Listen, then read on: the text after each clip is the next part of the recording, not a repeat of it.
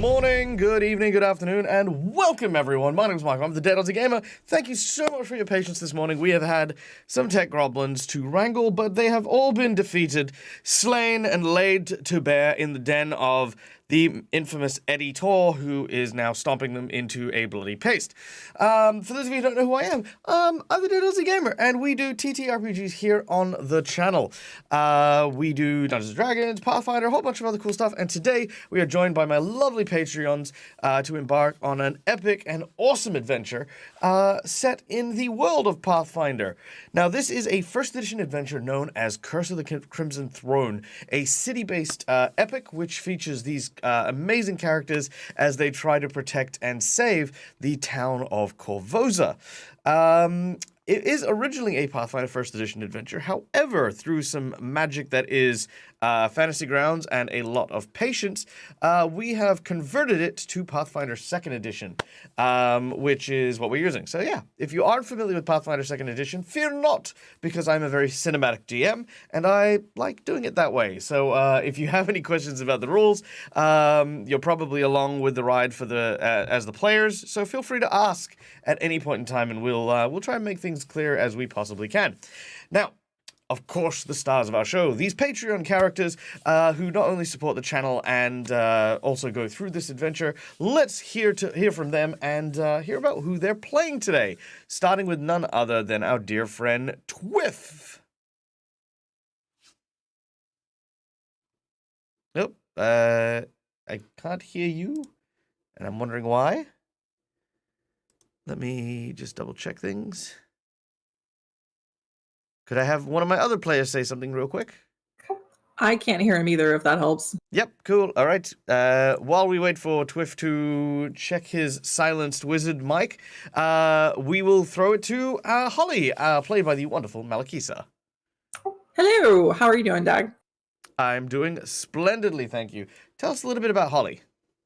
Holly is a fairy from the Unseelie Court, so she is a noble fairy. And she spent most of her early life kind of ignoring her tutors and paying more attention to the adventure books that she spent all of her time reading.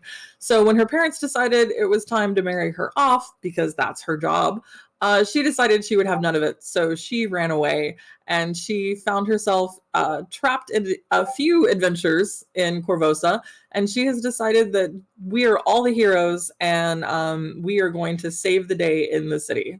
And with her, as always, is her best friend, her husky companion, Penny. Amazing. Next up, of course, unfortunately unable to join us today, are Quinn and Dante. Quinn, played by the ever-lovable and wonderful Ira Janasi, who is our investigator for the group. And, of course, Dante, played by our friend Rykon, who is a kitsune druid trying to find out who is responsible for the drug trafficking trade that happens throughout the city. Next on our list of superstars is none other than the wonderful Laura Bones, who plays the role of Agnes. Hello, Laura. Hello. Indeed, Agnes, who is a slightly, I mean, not old, but slightly older member of the group. And, yeah, she is teamed up with these wonderful people in a bid to, well, reclaim the city, or at least attempt to try and reclaim things in the city.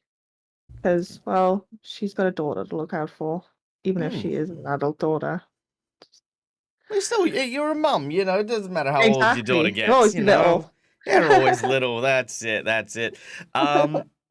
And of course, we have returning into the player's seat, the automaton lupine character ranger of none other than Fido, played by our dear friend Chad. G'day, Chad. Hello, how are you doing today? Doing well, really good to see you. So glad to have you back in the player seat, my friend. Good to be back. Now, we won't go into too much about Fido until we get into the game, because I feel like there are some people here who may not have met Fido before, so we're going to kind of treat it as like a reintroduction, I feel, for that. Now, Padrig, do we have a, Twiff, do we have a Padrig voice? I hope so. Yes! Yay! Okay, and last but not least, playing the role of Padrick, our gun-tootin', what are you, a half-elf? I can't remember. Half-elf. I am a half-elf. Yes, so a gun-toting half-elf is is Twiff. Yes, so Padrig is a half elf. He comes from a minor, kind of noble rich family. Was studying to be a wizard at the academy. And when he was framed for murder by Gadrin Lamb, he wound up being expelled, being also expelled from his family and disinherited. And he's gotten his revenge on Gadrin. It wasn't quite what he hoped it would be, but so since then he's been working with these guys to try and make Korvosa a better place. There you go. All right. Now, before we begin, I'd like to give a quick shout out and a warm welcome to the people from the DMDM Studios. That is, welcome in, guys. I hope that you guys had a wonderful stream playing some TTRPGs this morning. For those of you who don't know who I am, my name is Michael. I'm the Dead Aussie Gamer. Welcome. Please grab yourself a seat, a comfy beverage, because we are going to be doing a live play of some of the elements to Pathfinder 2nd Edition, running Curse of the Crimson Throne. Now, guys, here's the thing. Those of you who know me and how I run my channel, I am a very inclusive DM. I love my audience and I want them to be a part of this journey as well. And there are a number of ways you can be as we play this game. Now, first of all, you can simply watch the show and like, follow, subscribe, do all of that cool stuff and earn channel points. When you earn channel points, you can use them to influence the game, ranging from giving divine intervention to help our party with a clue of some sort. You can have divine intervention to cause people to re-roll. You could even have wandering monsters pop in on occasion. All of these are through channel points. In addition, if you would like, you may also support the channel a little bit more through monetary donations. These donations currently are going towards my cosplaying outfit for the Convergence with Quincy's Tavern in May this year, so all proceeds are greatly appreciated. For $5, you can award the players one of these red marks, which is a hero point, or me one of these purple marks, which is a jinx point. It allows people to roll with advantage, stave off a killing blow, or petition the GM for stuff that's not necessarily in the game. For $10, I will open up a deck of plot twists, and I will draw 3 cards, you will pick one, and that plot twist will come to fruition and change the course of the game. For $20, you can give someone the coveted golden 20, which counts as a natural 20. For $50, you can take an encounter that is currently in play and turn it into a boss encounter, or turn a boss encounter into an oh my god, holy shit, what's happening encounter. Alternatively, you can also give that $50 and create a magic item and hand that to the players. Last but not least, we have our secret menu item. The secret menu item is a $100 donation. It is a very, very big one, and it usually has some massive implications. So here is the skinny of the secret menu item. Our heroes are currently in a mansion known as Carowin Manor. They were currently searching out for someone to financially support the town guard because the queen had given all of her investment to a new order of knights known as the Grey Maiden. This has made things a little bit difficult. So, the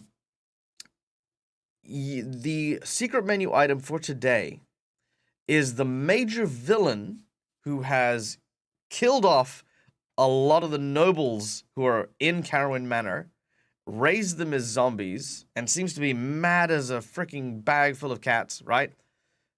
This crazed woman by the name of Jolid Star, which let me just show you an image of her real quick.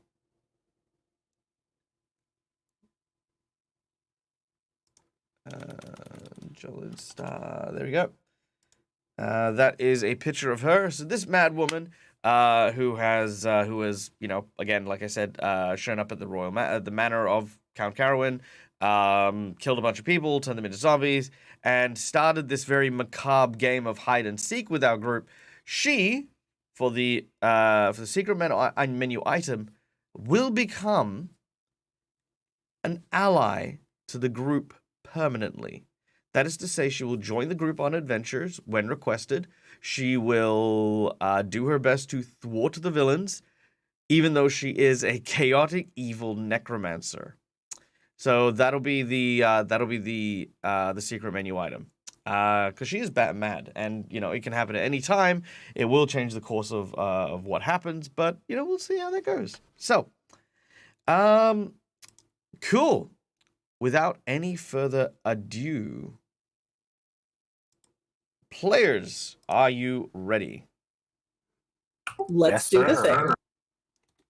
All right, that's what I like to hear. Now, we are trying some new technology, which is why we were a little late this morning. Now,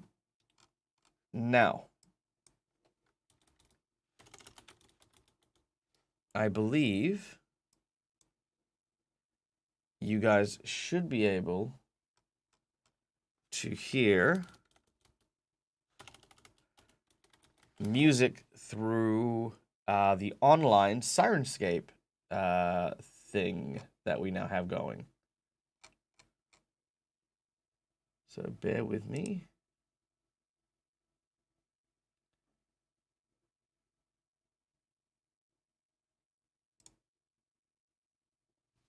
I think that's working, maybe.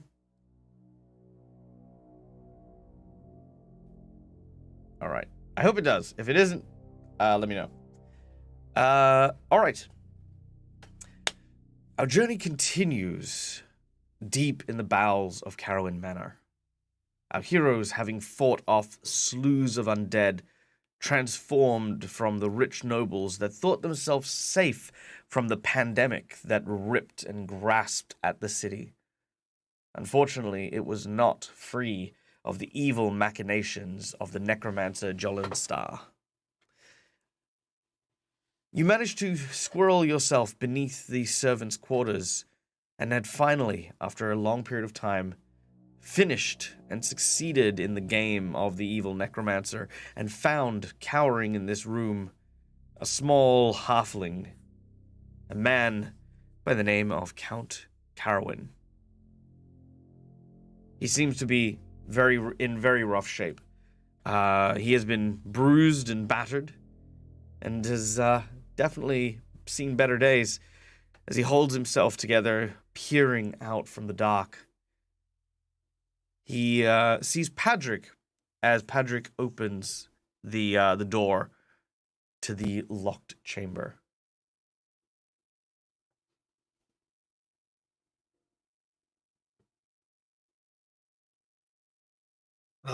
I will extend my hand to him and let him know, hey, we're here to help. Come with me if you want to live. Well done. Count Carowin looks you up and down. I need you to make me a diplomacy check to see if he believes you. Also, I would like to take a moment to give massive thanks to Schooley and McClover. Schooley giving very generously 3 Jinx points to myself, a hero point to Holly, which I will put here real quick. Where is it? Hero point for Holly. And 2 nat 20s, 1 for Holly and 1 for Fido.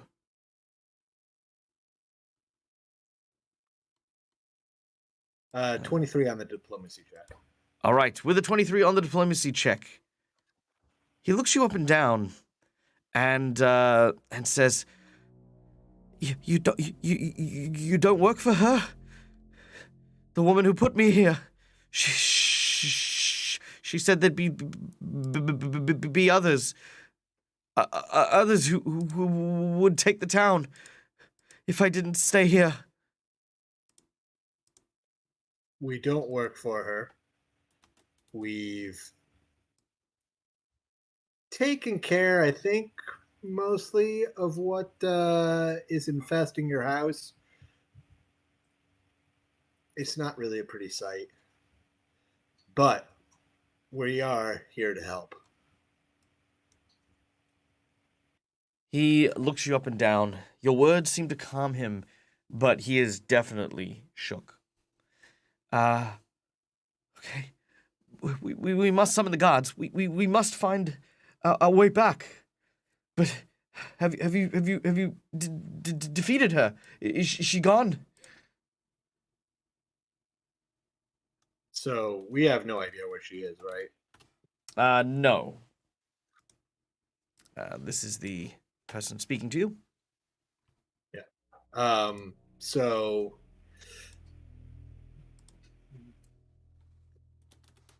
I can't tell you where she is because we don't know. But the path out of here is clear.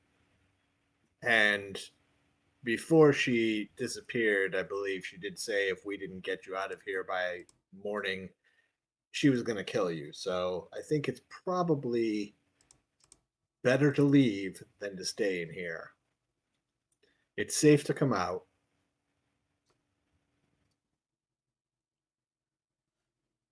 He very sheepishly leaves the confines of the room, and as he heads out, sees the rest of you. Oh, hello, dearie. Hello? Should Oh, we... dear. You look terrible. She walks over and just gives him a big hug. Thank you. I don't know what to say. I am normally not in quite such a state. I do apologize. My manner is normally quite welcoming to visitors. Oh, I think you've been through something there, dear. It's okay. He bites his bottom lip and nods his head slowly. All right. Should we, And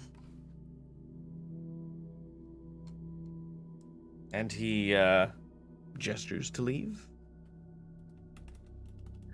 Yes. Why don't you stay in the middle, dearie? And we'll protect you. Okay. Well, mostly Patrick does the protecting. And Holly with the stabbing, but you know. All right. I'll stay close. You begin to head up the stairs. As you do so, waiting for you atop the garden,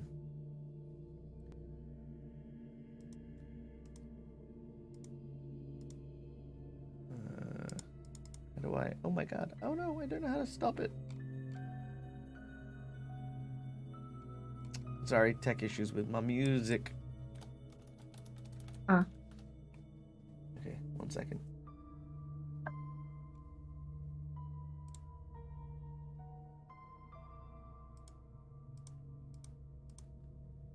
I want to stop the music, please. Thank you. All right. No! Oh. All right, I don't know why that's not working. Well, look, I gave it my damnedest. We're gonna go without music today as well, but we will fix that at some point. Anyway, so heading up the stairs and into the garden, you see, simply poised against a tree, a figure standing over what looks to be a suit of armor, torn, ripped, and shredded, placed on the ground. You see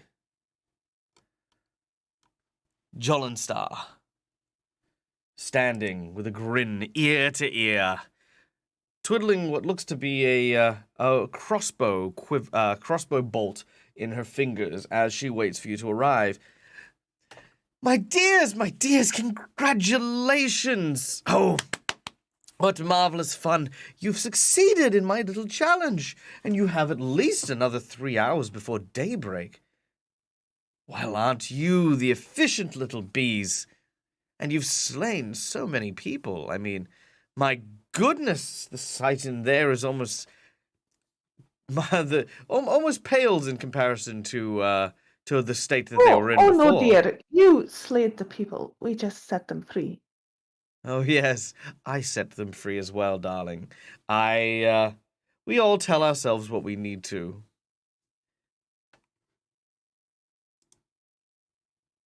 Oh, I do apologize about your friend here. Honestly, I didn't think he'd have that much sense to come back, but, well, some people often don't learn that it is better to stay down than it is to get back up and try to fight against fate. You can see the armor belonged to the Dullahan.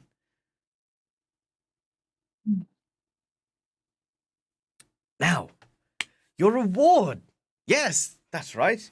Not only do you get to live, but I have something for you, my dears. A gift.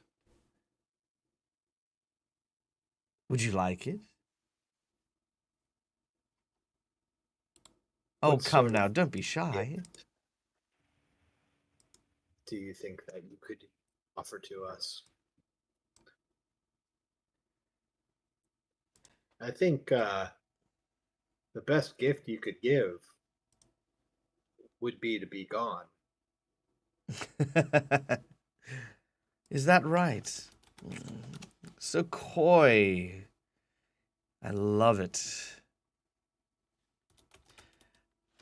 I was thinking maybe perhaps you'd be interested in who sent me here, but I guess I could just leave. And she bends over, picks up a small bag, and starts to walk towards the house.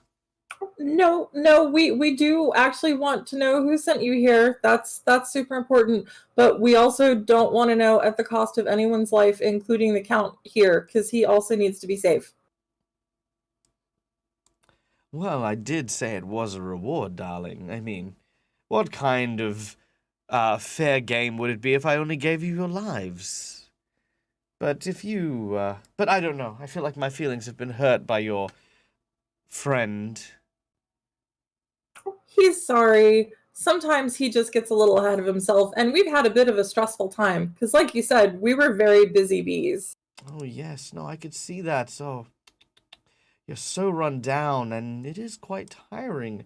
I suppose it is somewhat understandable that you're out of sorts. In which case, that's I'll accept your most- apology. Patrick will kind of grumble. Fine. I'll consider my apology accepted, and we'll take what information you have. Oh, to it'll be give us. accepted when it's given, darling. Holly's gonna elbow Patrick. Shut up and apologize. We need to know who did this. I'm sorry for hurting your feelings. Please forgive me. And he'll take a little bow. Oh, don't Polite. you? Aren't you just the well-mannered gentleman then? She says, I can tell you lots, much indeed. But the person who sent me here, well, let's just say that the heart wants what the heart wants. I'm sure you already know this name. I know that for some of you, you've already been looking into him. And I know who you are because your names are on his lips as well. Rolth Lamb is his name. Yes, he mentioned that some strange oddities. A kitsune, a fairy, a private investigator, and some sort of gun-toting lunatic killed his father. Ooh, he took that very personally, my dears. And while I was supposed to simply come here and, well, create a means to continue the chaos that seems to be running here, it was you that was always at the forefront of young Rolt's mind. You who had killed his father. You who he was hoping were not caught and swung into the sways of this rampant plague that had been orchestrated. He wanted to put you down himself. And I have no intention of getting in the way of that kind of reunion. Bestill my heart, I'm just a sucker for hopeless, destined romances, often ending in tragedy, of course. Well, if you would like to hasten that particular thing to come about, you could tell us where we could find him. Oh, no, my dear. Trust me when I say this. I am not so naive as to cross the people that have the city in a vice grip. I'd much rather have my fun, call it a day, and move on from place to place.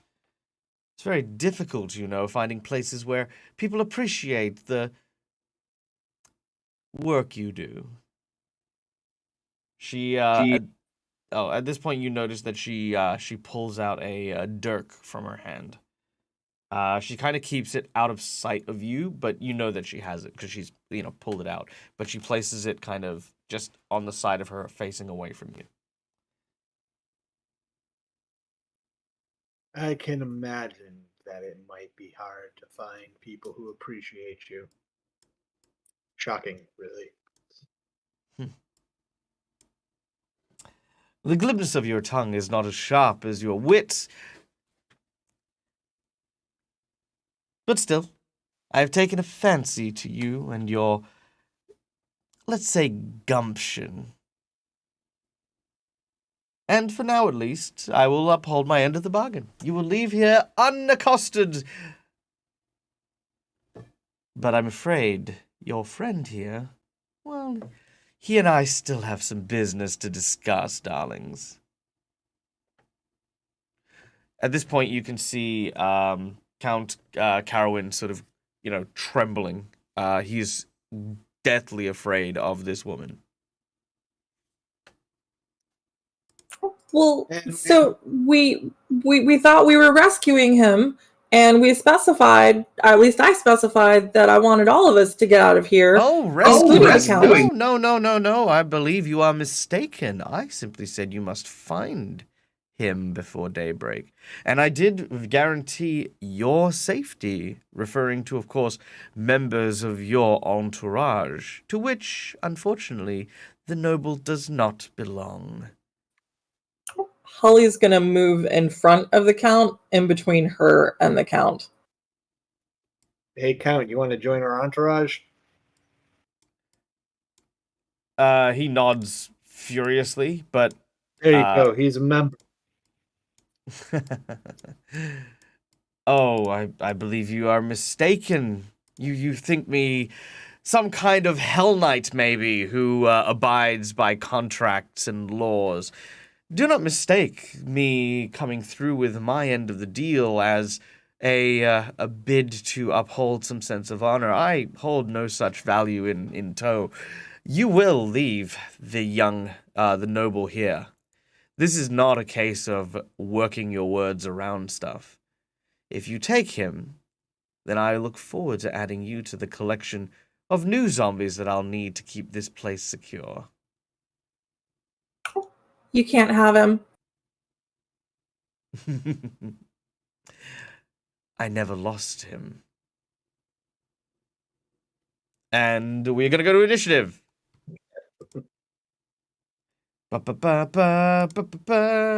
Initiative. Now let's see if my music's going to behave. Right. Can you pop the map up for us, too? Yes, I can. Thank you. All right. Chaos. Yes, absolute chaos. Okay, here we go.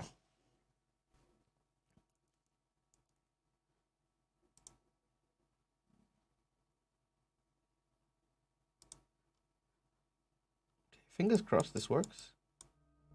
I don't have to reset every time I do it, though.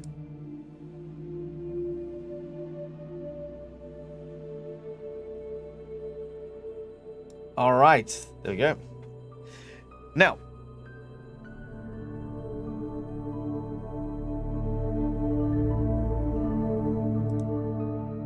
I think that's working. Okay, cool. Just let me know if the volume is too loud. I will also adjust. Okay, so initiative starts with Agnes.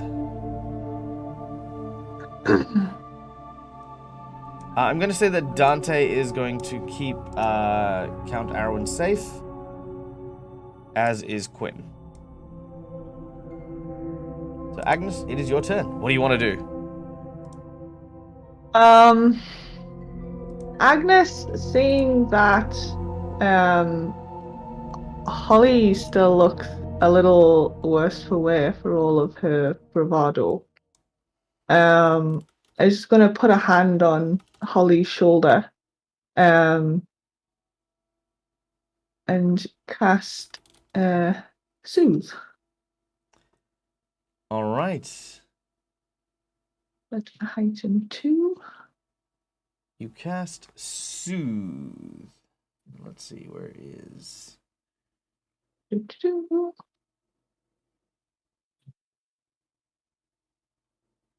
And you also get that for a minute. Here we go. All right, let's try this for fun. All right. All right, so what does Soothe do? It heals. Basically, as Agnes kind of just like reaches out and touches. It's like a mental healing kind of thing, and it also boosts their mental stats against their saves against like mental intrusions, as it were. Fortifies the mind and body. Okay, not a problem. So I've put the healing on and applied the effect as well to Holly. All right. Very well.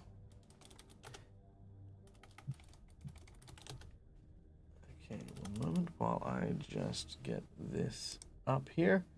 What level are you guys? 7. Yes, 7. Okay.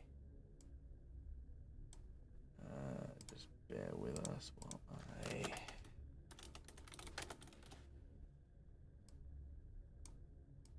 just get the tracker working. Sorry. Today's a bad day for tech. I don't know why.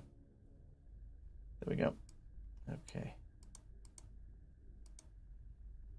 Okay. Not a problem. We then go to Jolenstar. Jolenstar looks in your general direction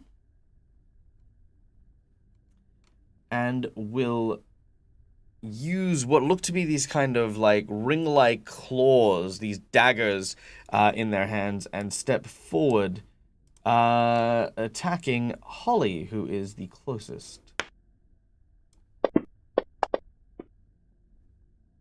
Landing a hit. Holly, you take minimum damage of 9 as the slash gashes across you. As this happens, however, she seems to get a firm grasp upon you. And as she does, she is going to make a secondary attack.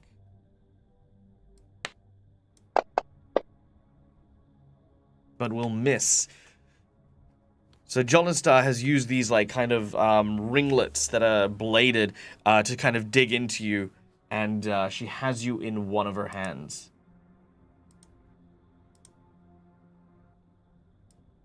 We then go to Dante. Dante is taking up defense. Holly, you're up.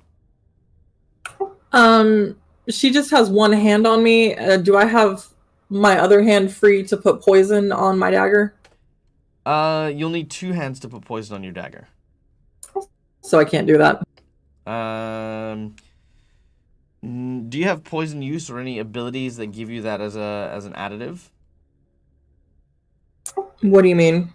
Do you have any special abilities that allow you to coat poison quickly or anything of that nature? Sadly, no. Then, unfortunately, no. Okay, Holly is just going to stab at Jolenstar because she's right in front of her, so let's go for it. All right.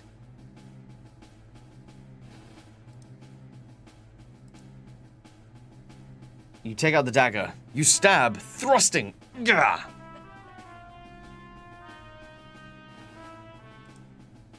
And that will unfortunately miss for your first attack. She's going to use a hero point. Very nice. All right, make the roll.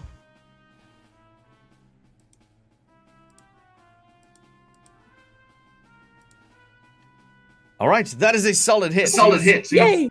Yep. Sorry, Mally, do you have headphones? No, I don't. Okay, no worries. All right, so as your dagger stabs around and thrusts into their side, you think you catch a lot of cloth, but then you kind of lean in a little deeper and you find purchase. Deal your damage.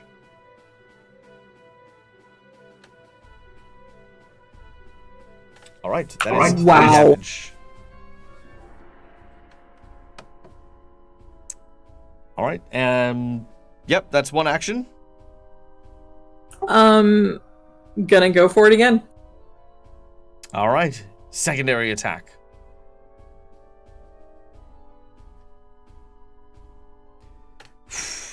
I'm gonna use the nat 20 that Scully Eye gave me. Yep, not a worry. Nat 20 lands a critical hit. Hold down left shift as you drop down your damage and make it so.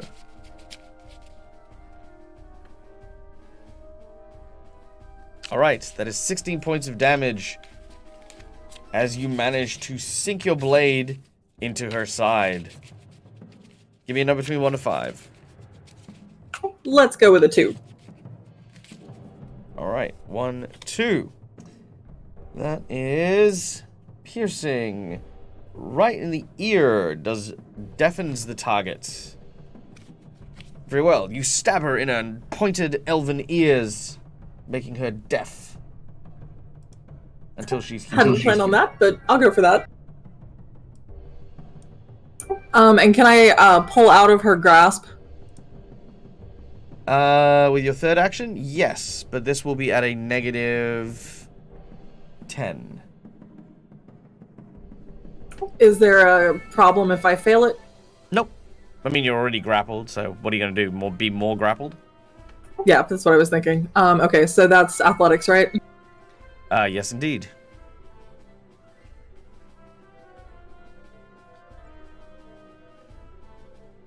Wow. That is a critical fail. So yeah, you are secured, and very, very well grappled. All right, Padrig, you're up next. All right. I'm going to move up here so that we're not all bunched up in case she tries any magic-y shit. And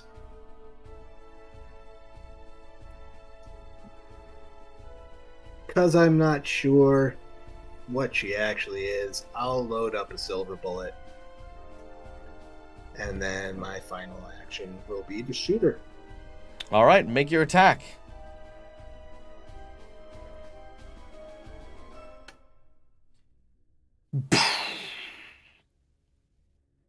The attack swings wide and you miss. Wow. I do have a hero point, so I will re-roll that. All right, hero point's gone. Make the reroll.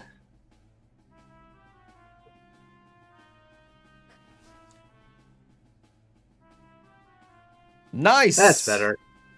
All right. Turning a failure into a victory, you fire in her direction. It glances off the tree, but thankfully redirects and lands from a surprising angle. Give us a number between 1 to 5. Let's go with 4. 1, 2, 3, 4. Your critical hit is triple damage. So drop the damage onto them and then drop another lot of damage. So it's hold left shift, right? You don't need to if you've made the crit. Mm. It's because Holly used a nat 20 token, so the Fantasy Grounds didn't Gotcha. didn't measure So that. we'll just do it automatically. Gotcha. All right. So drop it and then drop it again. Correct. So triple damage as the bullet finds her organs. Bang! 45 damage. Very nice. And then followed up with another 18 points of damage. Also very nice. All right. We return to. That's it for me. All right, we return to Agnes.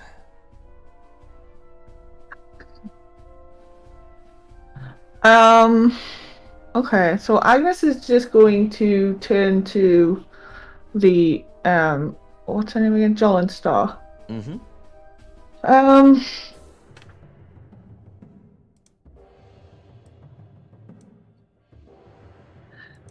You know, dearie, it would probably do you well to just let us take the count.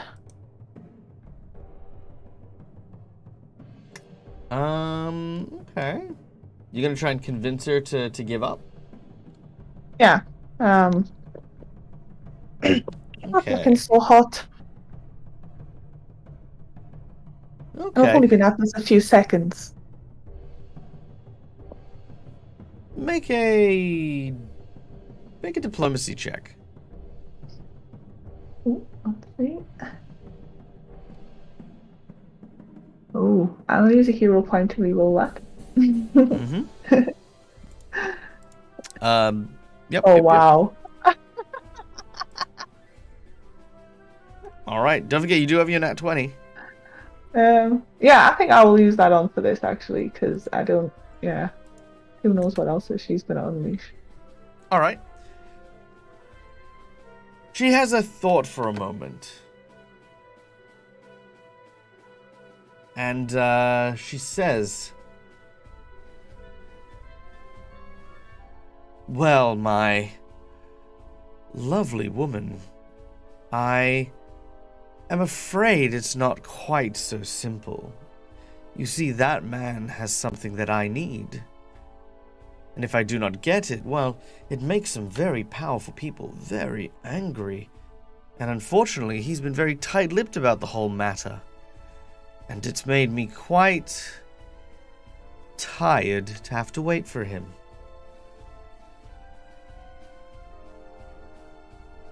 Perhaps we can loosen his lips. If it is just something he has, providing it's not like, you know, a heart or something. Her ruby red lips curve into a smirk.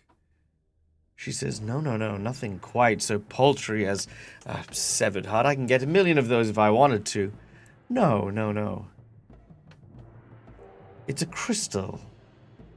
A blackened crystal. One kept by the Carowin family. One that I need.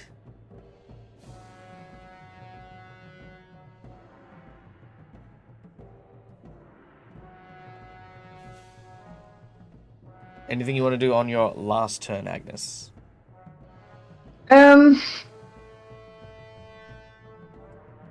They've gone into this other room? Like, is the door shut and everything like that? It is shut, yeah. They're securing it. Okay. Right, never mind. Okay, Agnes will say then, for her last turn, just say, I will try and get it for you, dearie, if you spare his life and ours. She's gonna insight on Holly and Padrig.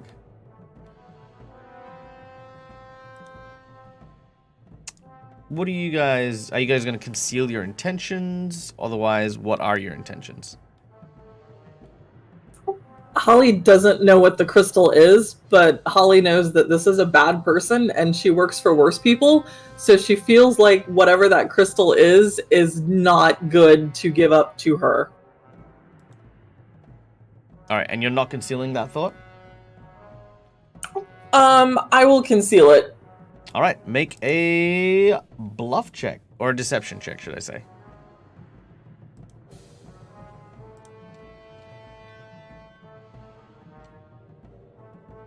Okay. I'm not very deceptive today either. You are not. Yeah, she can see right through you. And Padrig, what about you? Padrig is not a fan of necromancers in general, and is of the mind that anything a necromancer wants, especially considering who she said she's working for, I don't want her to have that. All right, are you concealing these thoughts? I'll give it a whirl. I don't think he's going to be really able to, but give it a try. You got to beat a 27. All right. Deception, you said? Mm-hmm.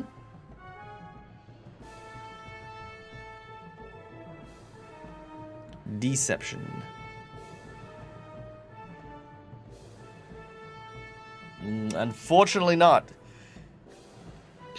Jolenstar looks at Agnes and then looks at your comrades, realizing they have no intention to allow her to get her way. Calindria's just tipped a 20. Calindria, who gets the 20?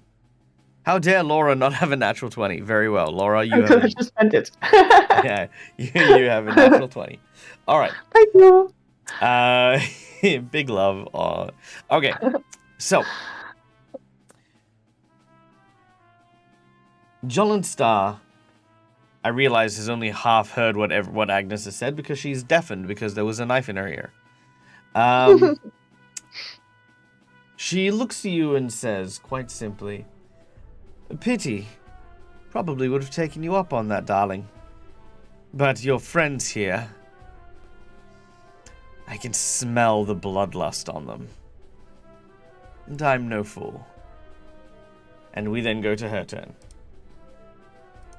All right. You hear Agnes mutter, "Oh, really? I thought it would have been a burning smell." Okay, I need a will save from Holly.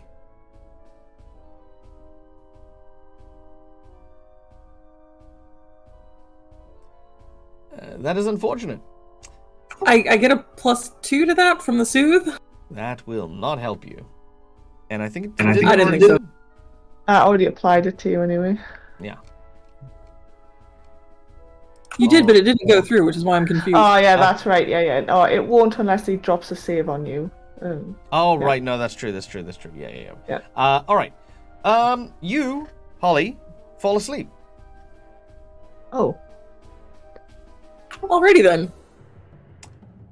She then sinks several of her claws into your flesh around your neck. This does not awaken you.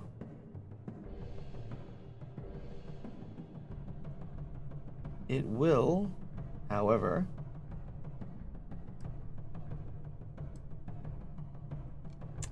you watch as blood begins to siphon from Holly's body.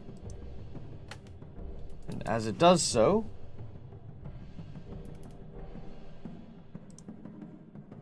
Holly gains drained 2 as a condition.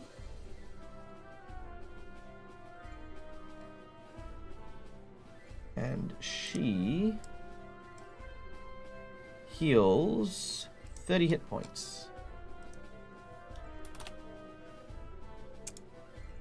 With her last action, she holds the body in interposed between Padrig and herself, and she says,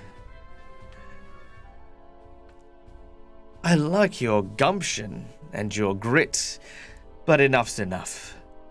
I'm going to be taking what's mine and leaving. Either I take it with or without having torn the life from this tiny husk. Your choice." And she doesn't remove the nails that are digging into Holly's neck. Now these aren't necessarily like damage marks. This is just literally like what are they called? You know, the mosquitoes, they have the nose needle, the proboscis.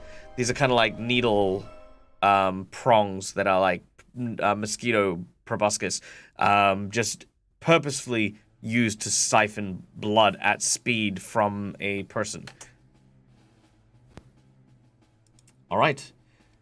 We then go to Holly, who is asleep.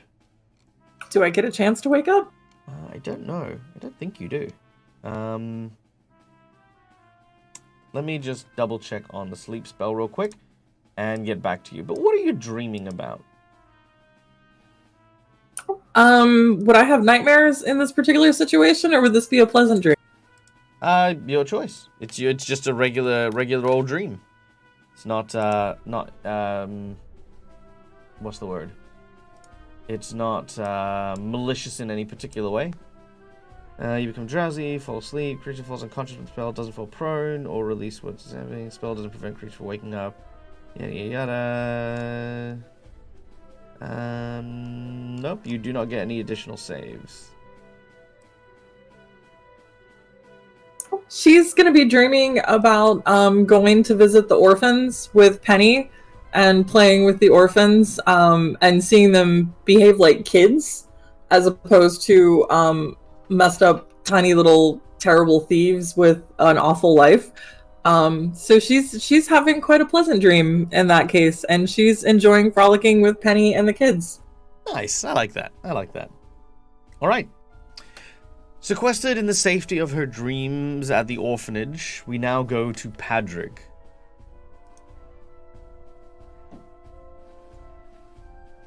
So Patrick is of the mind that given who she's working for, given our suspicions about what they are up to, anything that she wants is bad and is going to be the worse for us allowing her to have it. So since she's moved Holly into my line of sight, She is going to continue to move Holly into your line of sight. right, well, I can move too. Mm-hmm. So I will move over here. When you say continue to move, like as I move, she's going to move her as well? That is correct. How can she do that? She Not her turn. has used her action to use her as a human shield. Alright, well, And it takes no action whatsoever to rotate your characters. Much like holding a fairy, who is quite small, it would take no action whatsoever to move her limp body to obstruct you. However, you have started to move already, and this Yep, would be so, when you would discover that she is moving to keep Holly in Alright. your line of sight. so fine. We can deal with that. I can shoot around Holly.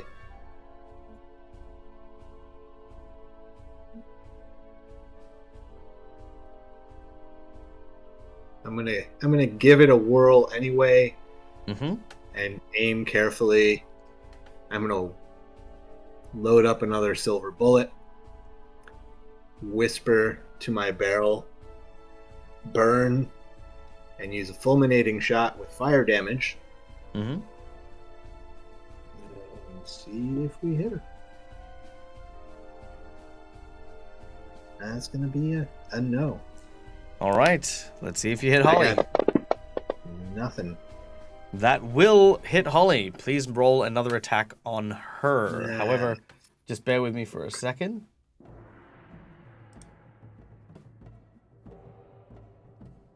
So roll the dice again to see if I hit her. or Roll just the roll attack damage. on Holly.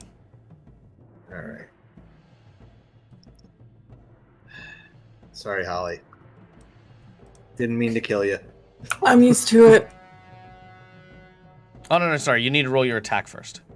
Okay, so, and this would be the same, or is this kind of like a second attack? Is it the same? It'll be the same. It'll be the first attack.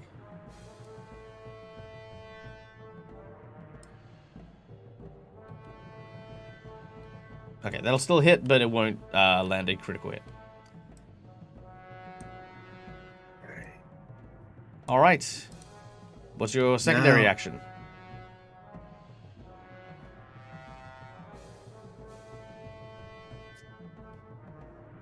Oh, sorry, third action, So- because you moved down, Yeah. shot. Yep.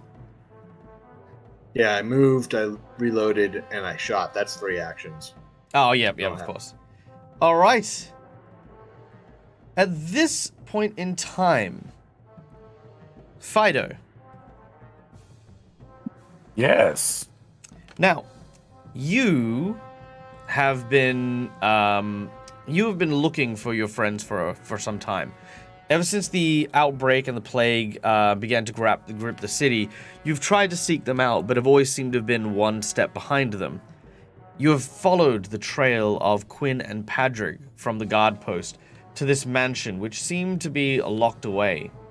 You managed to break in and find a scene of carnage, and after moving out the back entrance, you have come around the garden to see the signs of battle. You see Padrig holding a gun at what looks to be an elven circus performer, who is holding a unconscious Holly, who is bleeding profusely from a bullet wound. You also see a woman I don't think you've met before,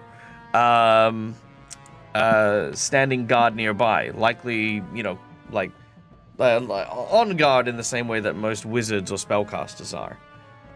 What do you do as you... if you could, describe your character as you enter the scene and describe what you would do. Fido is a fairly tall, mostly metal being, like a construct with some wood in different parts and pieces of it, and like joints, etc. But he's wearing a cloak and some regular clothing over top, even though it's not needed. He wears it to not stand out as much in a crowd. He sees all of this, and he thinks to himself, "Oh, well, it does seem but a blink when I met them, and now it's their time to pass on." He looks down. Well, they're dead. looks down at Kane, who is starting to get a little growly because of the predicament that his new companions that he's grown fond of are causes Fido to think to himself, well, he's attached to them, so I might as well... I should assist them. I will draw my bow and fire at the one that is holding Holly. And I believe I had a natural 20 somewhere from somebody. I think I'd like to use that automatically. Oh, very nice. All right. Using your natural 20, your arrow will immediately find purchase on the strange figure. Hold down left shift when you drop your damage upon her, and that'll hit.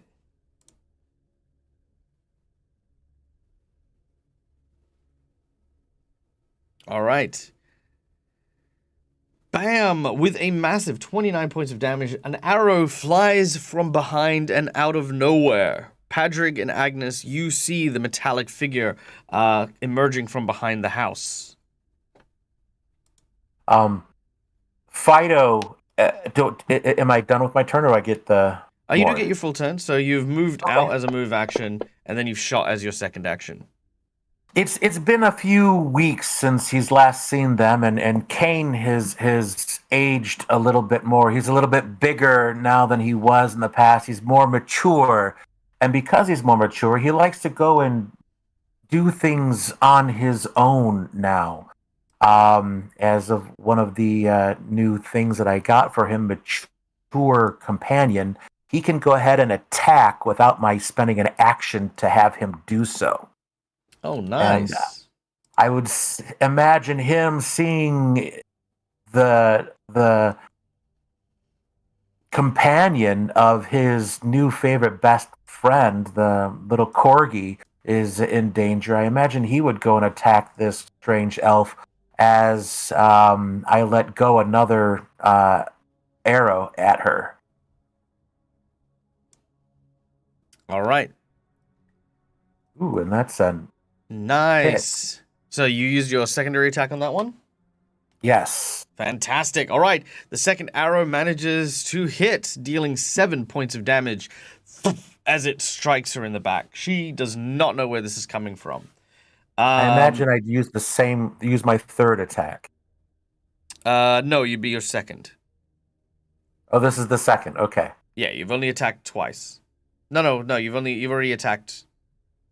Yeah, you've moved, attacked.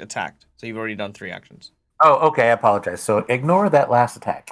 Yeah, no, that's fine. That Good was for an you then. accident. All right, now you've said that your beast can act independently. Yes. Yes.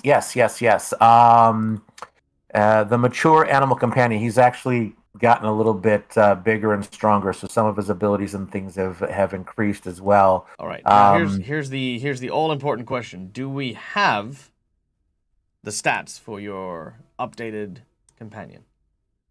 They used to be down there. I used to have them as a quick find, but apparently every time I click on it now, it brings up Jolin Star. So I don't think I have it anymore.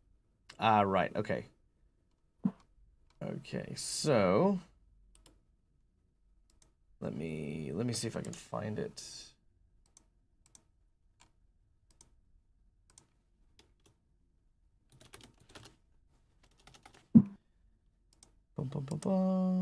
Let's see. Oh, I did have it up.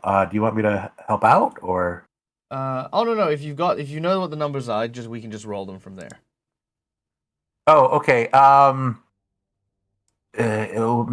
Mature companion. His damage increases from 1 dice to 2 dice. His strength, dex, con modifiers all go up by 1. So I think this is a strength for his finesse. I guess that's dex. But the question is, do you know what those stats are? I'm looking at the rule book there. Jaws. It says Jaws there. No, you'll need to make them. Okay, cool. So unfortunately, we do need to make him at some point. Okay, I apologize. But that's okay. For the time being, and I don't think it's going to really do much, but I can just use a standard. I'll use a Winter Wolf, because you guys are level 6, did you say? Something like that? 7? 7? Yeah, okay, cool. So this will be the closest equivalent. So it is going to try and use its bite attack on Jolinstar. So it's moved twice, it then bites, it misses, unfortunately, as it tries to chomp down on her. Okay. All right, which then brings us all the way back around to Agnes.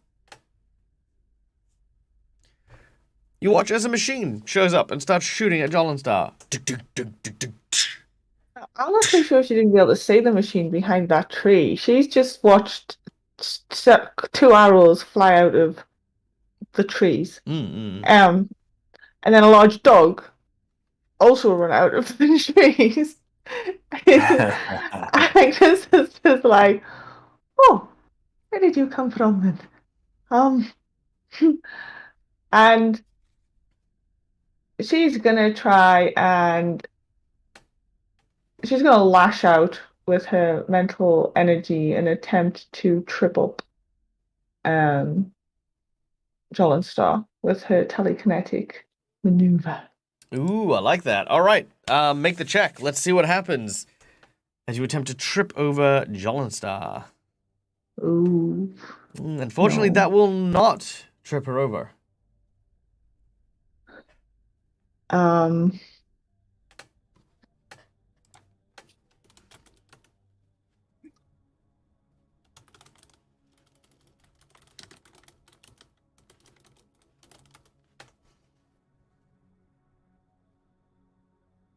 actually kind of just gonna move over here a little bit to see if I run away.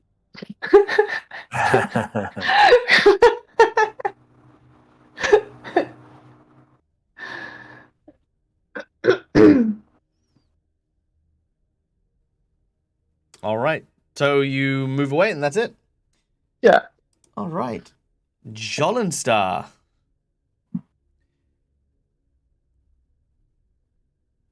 Oh, that is horrifying. And I don't know if I want to use that ability. I'm gonna maybe... Odd Bandicoot has redeemed an insight bonus. You guys may claim it to ask any question you would like.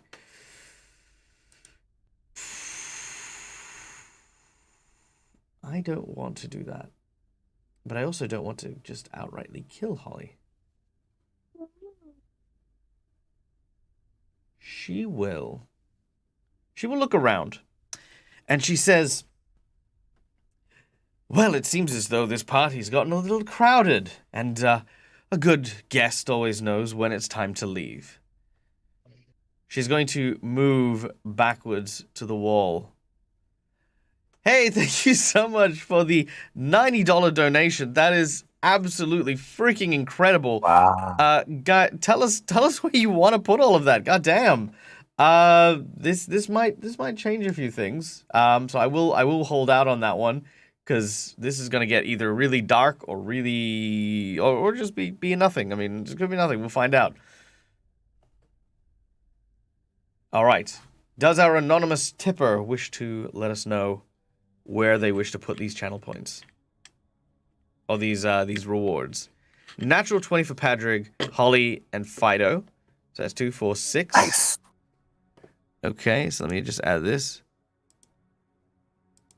Okay, Holly, Padrig, and Fido. All right, that remains with $30 remaining. 2 hero points for them as well. All right. And that leaves... What's it? They'll get 2 each, yeah. They do get 2 each.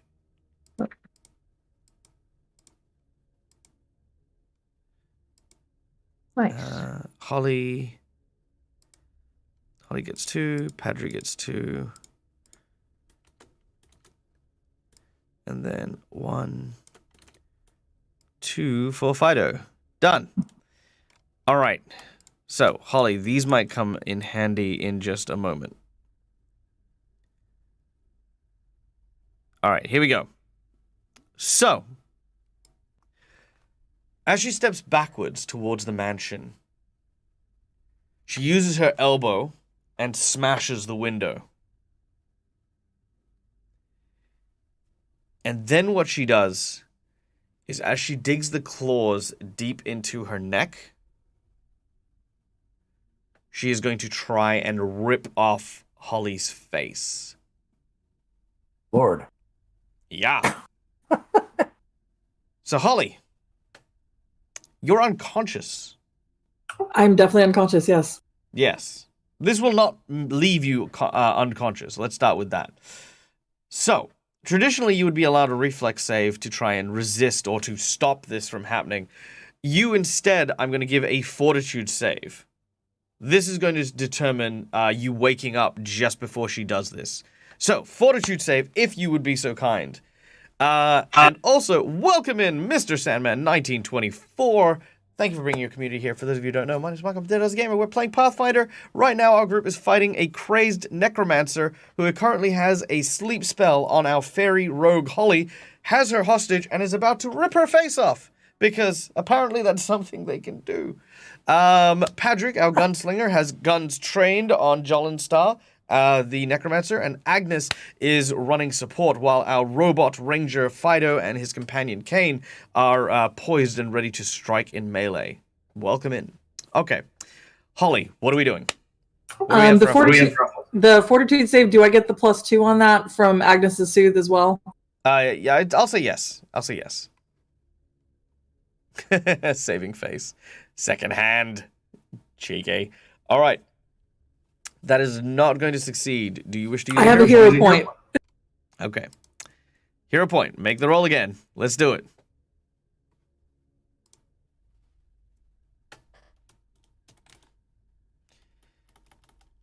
Is there any rules in the timing of channel points? Not at all. It is all retroactive because there is a delay, obviously, on the stream. So if you do a channel point like Divine Intervention, I will backtrack to compensate for that. So there you go. All right. With a 28, as the nails dig in, you awaken with a start. Now, I'm going to still deal damage to you, because you will take damage. But, okay. Well, yeah, this still works, so don't worry. Do you wish to use a hero point to stay conscious? Yes. Good. So this is why I said those hero points are really going to matter now. Okay. So she does do damage, and which is actually good because drain is super bad because it also means that you are You would have otherwise been on dying, which you're not. So your wounds are now there. Okay, cool. So, as she tries to rip off your face, her nails dig into your throat and you awaken with a start. She is caught by surprise. Holly, you get a free action here because you are conscious, awake, and she is not expecting it. What do you wish to do? I want to get as far away from her as possible. All right, make an athletics check as you try to rip her hand free of your neck. You can kind of feel your heart thrumming in your chest as she's holding on to you. If that's not enough, I have a nat 20. Let's have a look. You would need, in order to break free of her grasp, a 24. I'll use the nat 20. All right, using the nat 20. Wow, seriously, that was perfect. That's amazing. You literally got exactly what you needed to get the hell out of this. Okay, so as she tries to rip off your face again, you've awakened and pulled yourself off. You kind of headbutted her in the nose backwards, and she gets launched into the building behind through the glass. She is going to take a little bit of damage here as she falls back through. Not much damage, sadly, but she still does. And as this happens, she sort of holds her wounds, now covered in glass, as she will attempt to retreat. Now, does she have any abilities to help her retreat? She does. Not that she can use. All right, so she's just going to, like, move. 5, 10, 15, 20, 25, 30. All right, so she's heading out the door that way. All right, we're still in initiative. You guys do have the option to chase her down, or you have the option to kind of leave her. It's up to you. But Holly, it is now your turn. You cough and you splutter. The wounds on your neck are quite deep, but they are not life-threatening. I'm not sure if we should chase after her or if we should let her go. Can I hold until everybody else goes? Yeah, absolutely. Padre, you're up next then. I'm gonna let her go. Holly's in a right bad state.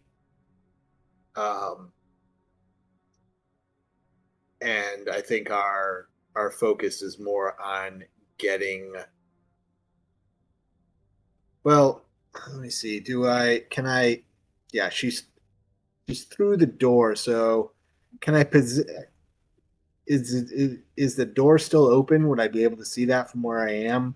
Would I still be able to see her? Let me have a look. From where you are, no. Or But if you moved a little bit, yes, you could. All right. So I'll move to where I can at least get one more shot at her. Sure.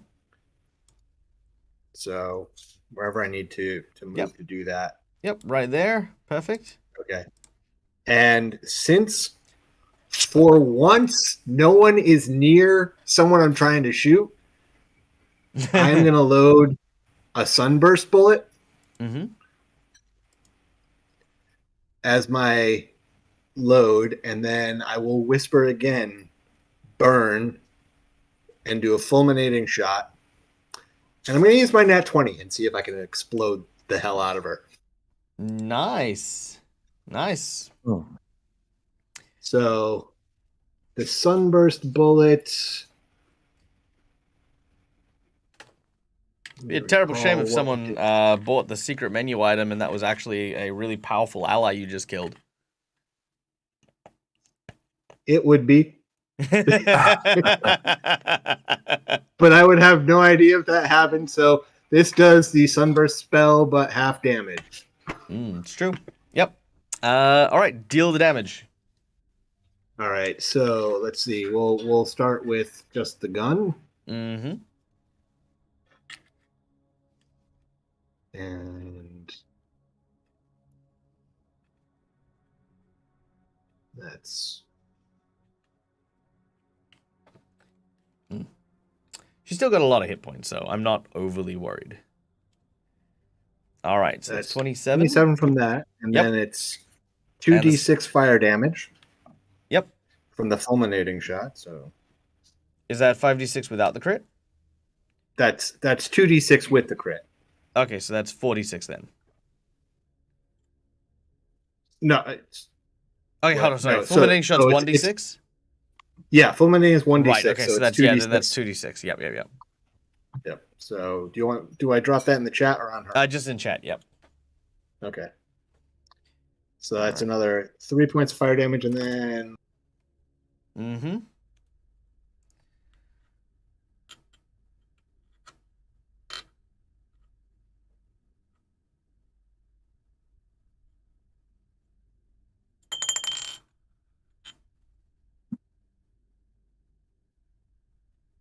all right. So this does a 60-foot burst. She does get a reflex save on it as a spell. I don't know if you're gonna put that in with Okay, with let's make the, the reflex save here. There we go. Reflex of 32. I'm sure that Oh my that's God. gonna beat it. So that would be so it's 4d10 fire damage to creatures in the Yep, so you roll 40-10 in the chat, it will do half damage. all right.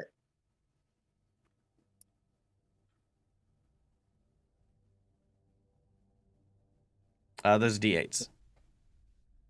Those are d8s. I can tell the difference. Honestly. Huh. Let's try that again. Okay, one of I don't even know how that happened. There we go. All right, 21. So So half of 21. that is 10, 11. All right. There's an explosion of light, but by the time the light subsides, Jolenstar is gone. Nowhere to be seen. And you are out of combat. And the house is on fire. Oh yeah, actually yes, if that's fire damage, yeah, the house is once again on fire. You just hear Jeez. Agnes just sigh. Like, everything's always so extreme with you lot. Like, seriously. What? See, your capability for destruction of property is not at a hindrance. Hey, Fido, where have you been? I've been around thinking. How are all of you? I've been better, and I got eaten again, I think. I'm really tired. Once more, you'll feel a motherly warmth wash through your mind as Agnes once again extends her thoughts into yours and washes some love your way. People. Holly's gonna hug Agnes. I suppose Oh. introductions are probably in order. Agnes, Hi. Fido. Fido, this is Agnes. Fido started this with us. Took a walkabout, I guess. And you really came back at an opportune moment, because that was not going our way. I saw that. Yeah. I'm glad I was able to assist. How it's a pleasure to make your acquaintance, Agnes. This is Kane. He motions to the wolf that is right now probably sniffing at you. I like blinks a couple of times and she goes, right, so talking. I'm sorry, young man, but what are you? No offense. And she reaches down and absentmindedly scratches the dog's head. Yeah. No offense. I am neither young nor am I a man. I am an automaton. Oh, right. Well, it's nice to meet you. And she holds out a hand. He looks at your hand and seems to think for a moment before he takes it, but then he does, and he shakes it. There you go. Lovely. Perfect. and now you let go. Yes? She says, tugging. Of course. Of course. Right. Lovely. Who All was right. that, and what was this all about? Well, as the question gets asked, we now pan across to the explanation given not to Fido, but several hours later, back at the guard post speaking with Field Marshal Cressida Croft. The Field Marshal is the one in charge of the town guards who had sent you here in order to find Count Carowin. Having brought him here, he is now receiving medical treatment out with the rest of the guards as you are speaking to her and recounting the tale of how you had gone to the noble estate in order to try and find the Count, only to discover that all of the guests who had sealed themselves in safety from the plague that grips the city had been attacked by a necromancer named Jollenstar. This elven assassin killed many of the guests, with the exception of Count Carowin, and raised them as the undead, allowing them to play little perverse performances of their deceased party, while she watched on. When you arrived, she invited you to play a game to find Count Carowin before daybreak, lest she unleash the hordes of the undead, not only upon you, but on the city itself. You managed to kill a great deal of these undead and find Count Carowin in the basement, and somewhat true to her word, she was allowing you to leave. But she did not wish to relinquish Count Carowin, and that incited another fight. One in which, thanks to the aid of Fido's very, very sudden appearance, was turned to victory as she was chased away. You were not able to capture her, and she is still at large, but for now at least, the threat has subsided and Carowin has been brought to safety. Cressida listens to the entire speech and says, "It seems as though you have been through quite a lot. I'm sorry that it always seems as though danger, trouble, and catastrophe follows my orders and instructions. It is not my intention to put you in such precarious positions, and I am only grateful that no real harm has come or befallen you yet. Here, please, take these as a small token of our appreciation." And she hands each of you 400 gold pieces. Thanks to your efforts, Count Carowin has offered to finance the guild. Has offered to finance the town guard. This means that even though the Queen has been redirecting funds to her new Grey Maidens, we are still able to protect the city, and we are able to ensure that it is at least worth remaining among the guards, so that we do not have others much like, what was his name?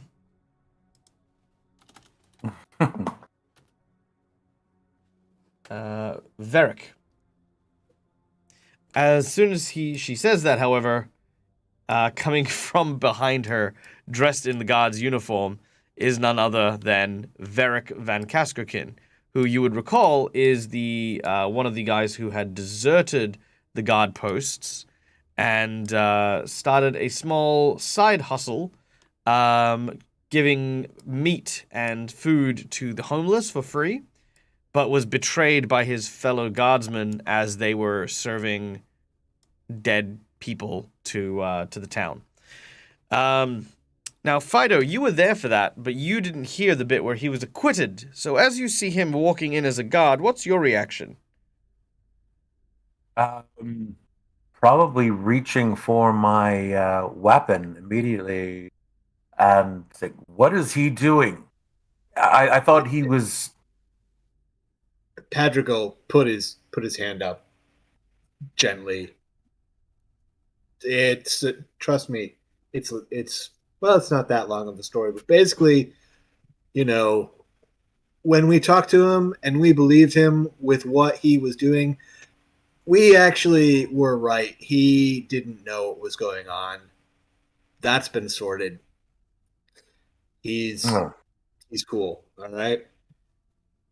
Well, it Huh. pleases me to be called that. I would like to point out that I was merely an unwitting party to something quite awful, and I'm going to be doing what I can to make reparations for the pain and suffering I've caused. Field Marshal Croft has already assigned me a role here at the castle.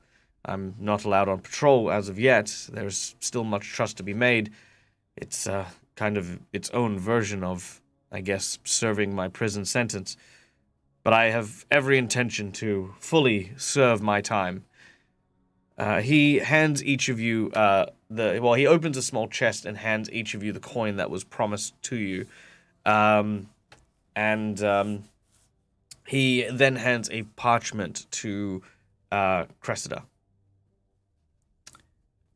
Each of you look at the coins and you have a moment to discuss among yourselves. Thoughts, feelings, lingering ideas. Oh. Doesn't make any difference if he's atoned for his sins. In the long run, it's not going to make any change at all in the future of this city. Makes a difference for him. But he's but a blink in the eye of the time of this city. Well, so am I. So is everyone except for, I guess, you. Yes, Regardless, that doesn't mean we shouldn't try and do what we can to make it better. that is very true. You all will be gone very shortly. I forgot how cheerful you were, man. Holly, what are your thoughts? Just in general or about him specifically? Both.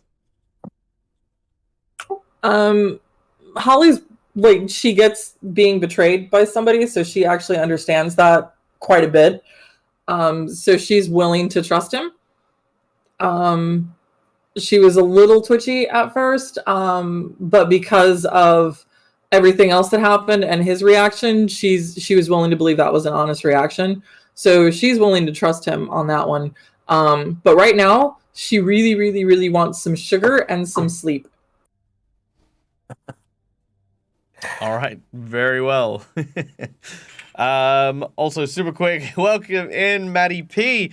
We have all the OGLs over here, right? Okay, we've got the OGLs that you're looking for, right here. Do you need like the 3.5 OGL, or are you looking for like something a little bit more modern, right? Like, cause I got this D&D 1 stuff, right? Now that's not the OGL you want, but it's the OGL you're gonna get. Yeah. No, sorry. Okay. Anyway. Why do I suddenly picture you wearing a trench coat all of a sudden? Guys, if you haven't checked out Maddie P, wonderful content creator, one of our dear friends here on the channel. Love all of Maddie P's stuff. Go check him out, not only on Twitch, because definitely go check him out on Twitch, but also please go check him out and subscribe to his YouTube channel. Highest recommendations, and one of the coolest cats I know in the TTRPG industry. Welcome in, buddy. We are just at the end of one of our quests, so everyone's been handing in all the stuff, getting some gold, doing some cool stuff. It's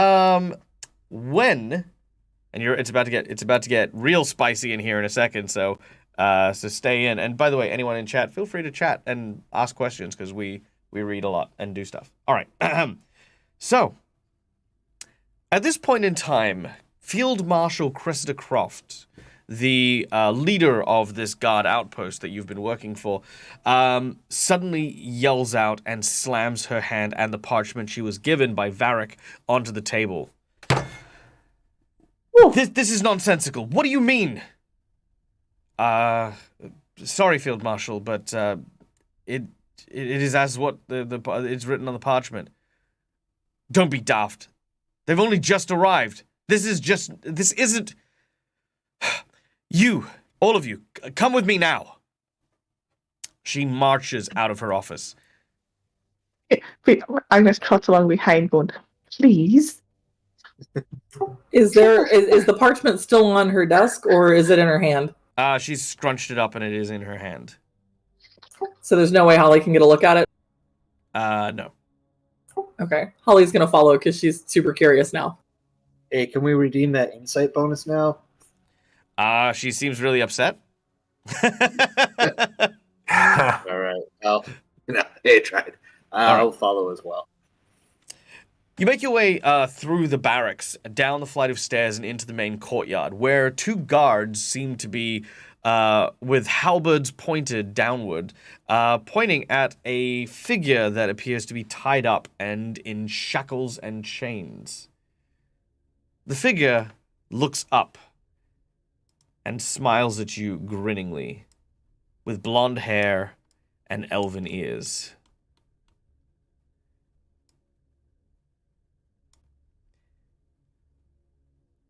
Well, hello, darlings. Long time no see. Or was it really not that long ago? Oh, yep, go on. I was gonna say Holly's immediately going to like keep a distance, but check the nods to make sure she's not doing anything to try to get out of there, because she doesn't trust that she's tied up securely enough. From what you can see, she has a rope around her arms, tying both of her arms together. Her hands are behind her back, clapped in iron, so they're iron manacles. Her legs, both legs, are separated by a manacle and chain. So the ones on her hands, there is no chain, so they're just like kind of like an 8 shape, and the ones on her legs have a little bit of gives for movement. But that is how she has been brought to her knees. You, explain yourself. One of the guards steps forward. Yes, ma'am. This woman claims that she'd killed a great many people out of a small mansion nearby. We heard the name Carowin and sent the word immediately, but we have no real way to prove if she'd... As soon as that happens, she looks to the rest of you.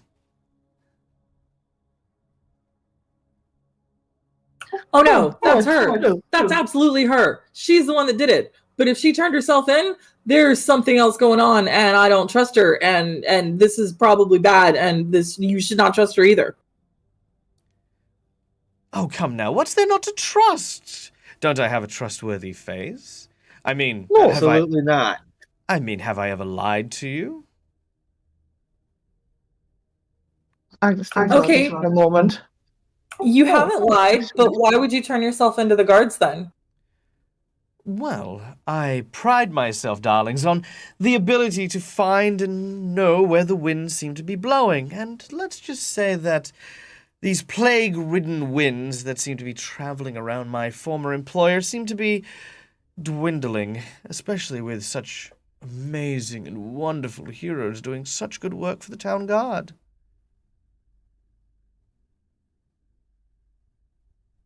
Patrick just rolls his eyes at that.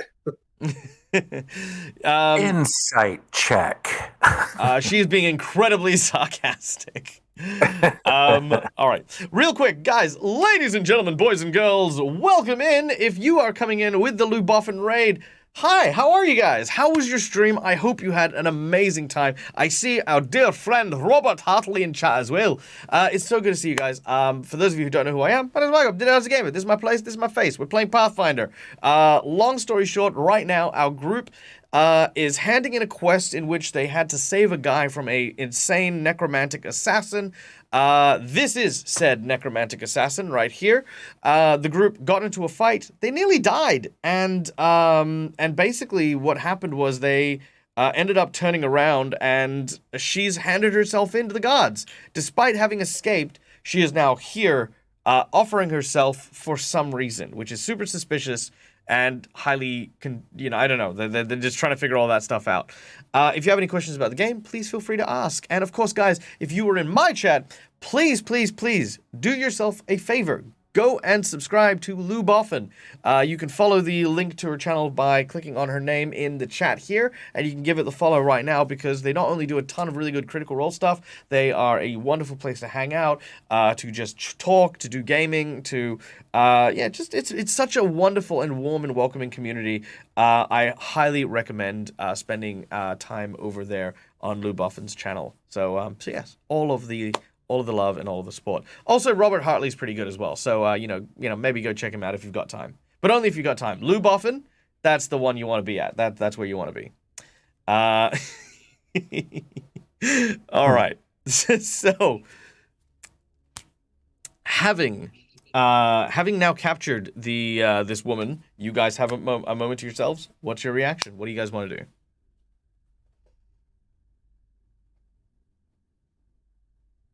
I mean, I'm gonna just turn to Cressida and say, she's completely right. She slaughtered everyone in the Carowin Manor and then raised them as undead. Some of them exploding undead, some of them just really, really large undead.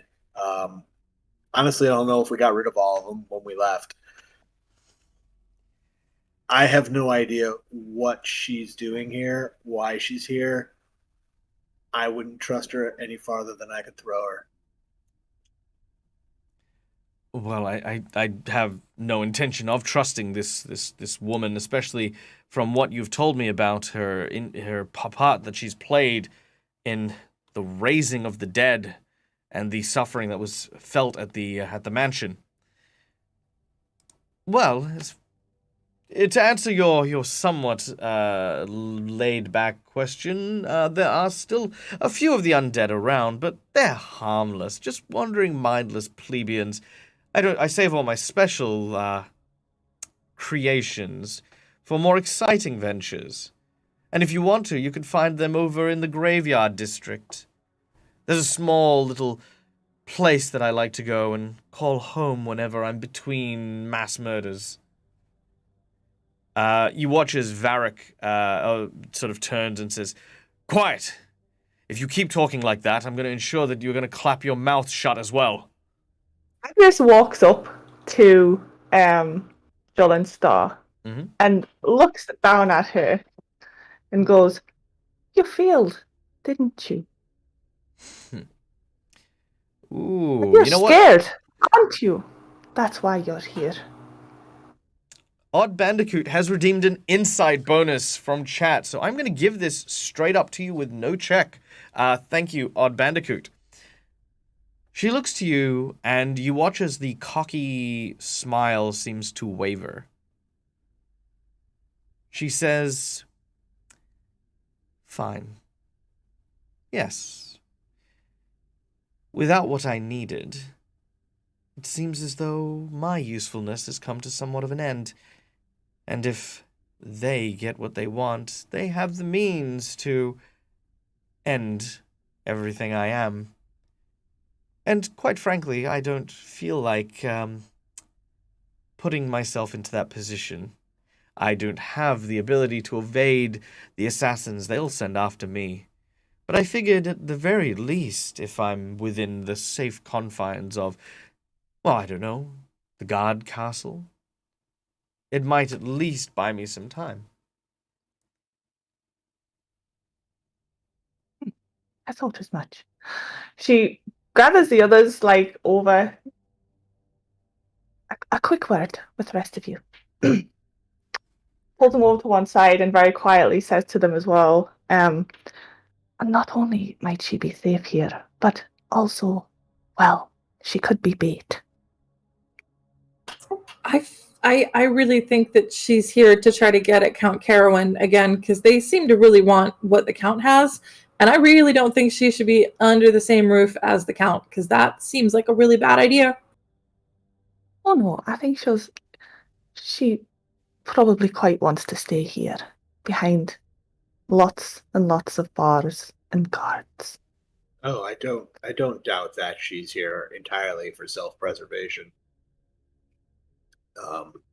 I think we need to make sure that no one gets their hands on whatever she was trying to get a hold of, though. And we may need to have a discussion with the Count about what exactly she was looking for and how we can keep that safe as well. You hear her chuckle under her breath.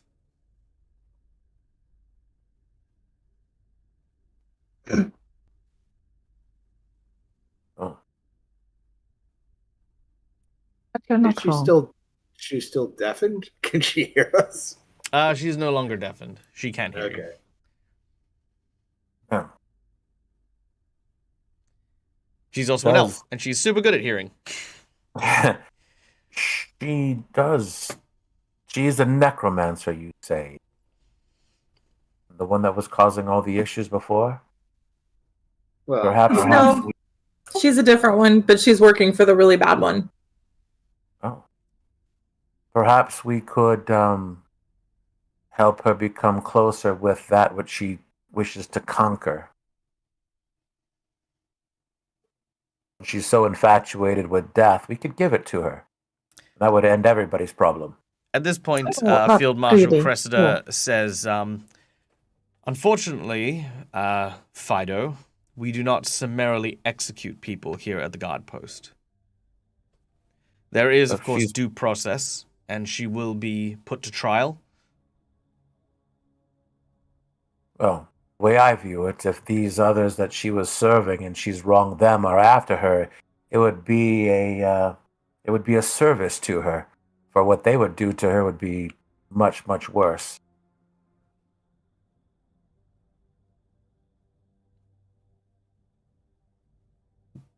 She doesn't seem to argue. Cressida seems to potentially agree. yeah, and Exactly. Then, And you know, we can use that. Blood. So I say we just leave her here for now. Keep an eye on her. And well, if anybody comes calling, perhaps we could get one of those. I'm not sure how good bait she's going to be. It depends on the quality of assassins they send after her. But if She, she uh, go through You know, middlemen, She once again chuckles, but this time follows it up by saying, "Oh, you know so little. Where's the investigator? Is she here somewhere? I feel like she'd have the right questions to be asking. Because you're not asking, well, who's after me? Hell, you haven't even asked me where my master is." We asked you before and you refused to tell us, but we know your master is Rolf Lamb. Yes, I told you that. But you wouldn't tell us where he is. Are you going to give us the information now? Well, you never asked, darling. You simply got given a freebie from me, if you recall correctly. Okay, fine. Where's Rolf Lamb, and are you working for anybody else besides him?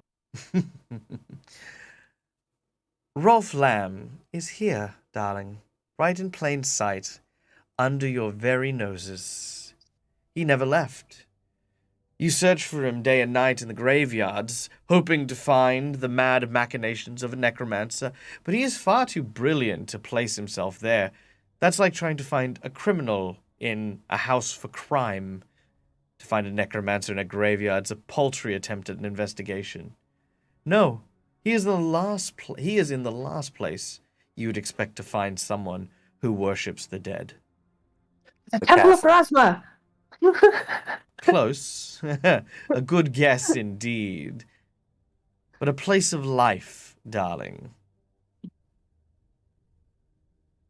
If you guys would like to, you guys can all make an intelligence check. Just a straight up intelligence check to see if you can figure out from that clue. Wow. She used up all her intelligence on realizing that she was scared.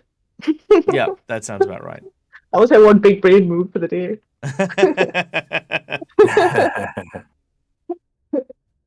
All right. yeah, Holly and Fido, the two of you kind of think about what she's saying. A place of life. Immediately you think clerics. Must be the temple. Must be maybe a temple of Sarenrae, temple of Pharasma. When Agnes says it, and she says close, you then realize exactly what it is. The hospice.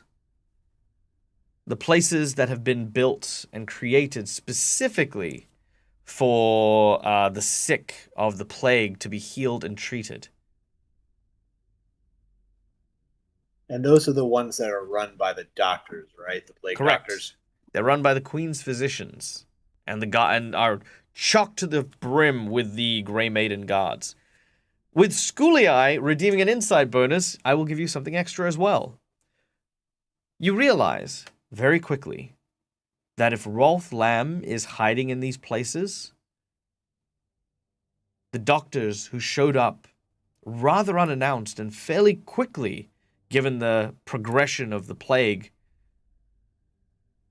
everything that has happened, the dissolution of the gods, the rise of the Grey Maidens, if Rolth Lamb is working with the doctors, maybe Rolth, the physicians, and maybe even the Queen could be responsible for the plague that currently affects the city.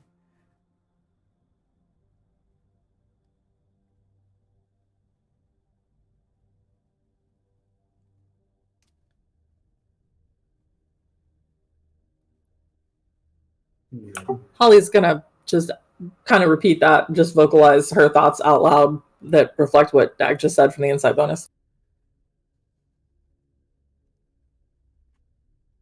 Make our way to the hospital. That makes sense. At this point, the field marshal raises her hand before Padrick could finish that sentence.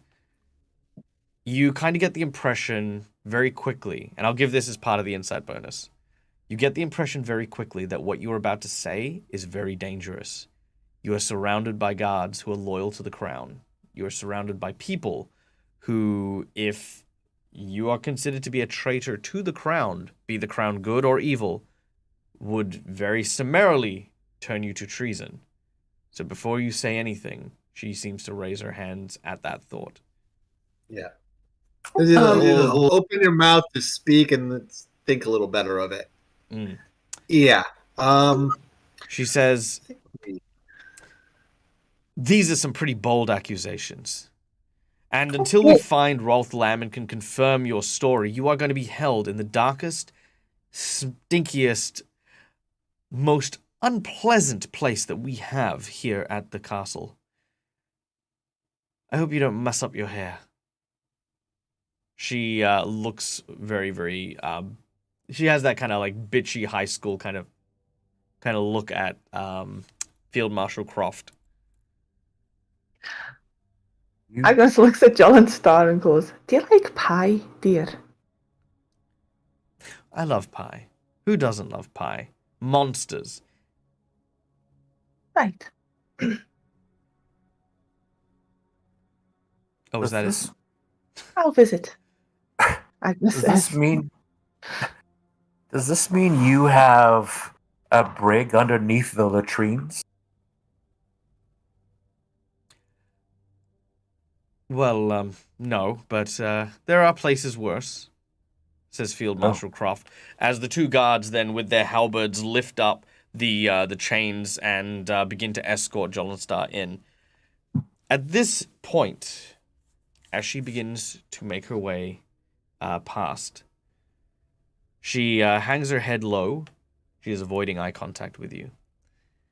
And as she walks past, she seems to drop something on the ground. It seems to be just a tiny scrap of parchment. You notice that she does so deliberately. Holly's gonna stealthily try to pick it up without drawing anybody's notice. Yep, it is not difficult to do.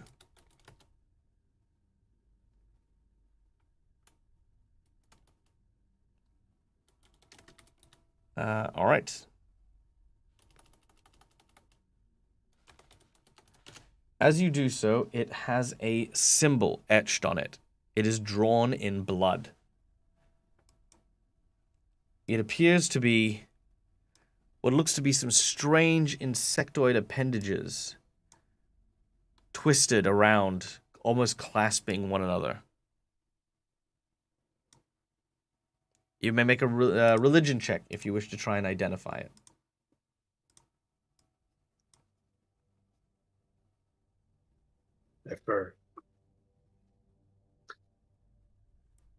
Unfortunately, Holly, you've no idea what this symbol is. Not the slightest clue. Never seen it before. Nope. Eventually, Field Marshal Croft retires and says, we'll do some interrogations and find out what we can. Rest, and I'll be in contact as soon as we learn anything new. You are alone in the courtyard.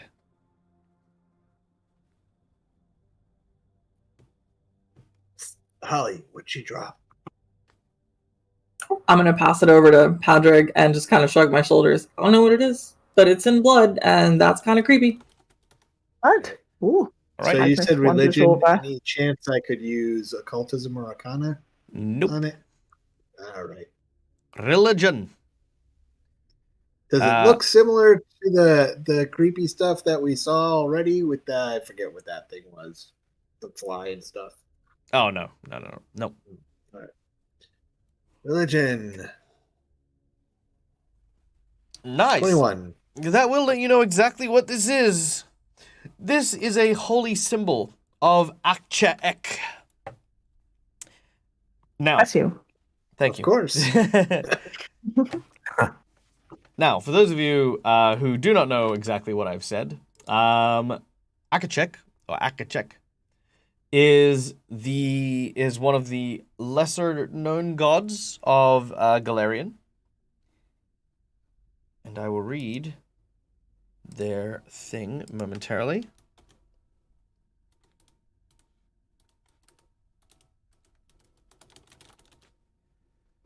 All right, here we go. Sorry, everything's just loading a little slow. And I've got to freaking spell this thing right.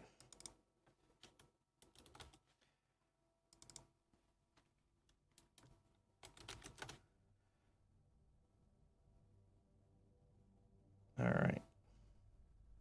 It is spelled Achae. Achae.